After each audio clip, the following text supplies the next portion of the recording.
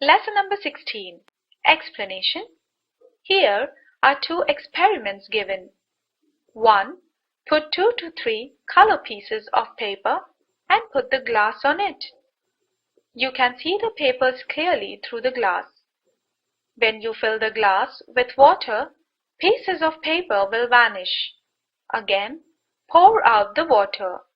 You will see the paper pieces. You can see through the glass, but not through the water.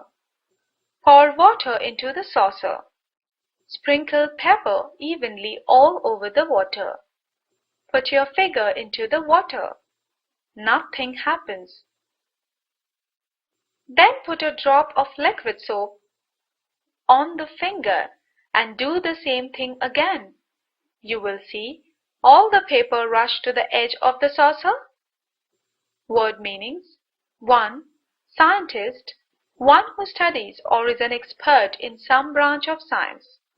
2. Vanish, disappear. 3. Visible, can be seen. 3. Sprinkle, to scatter bits or drops of something.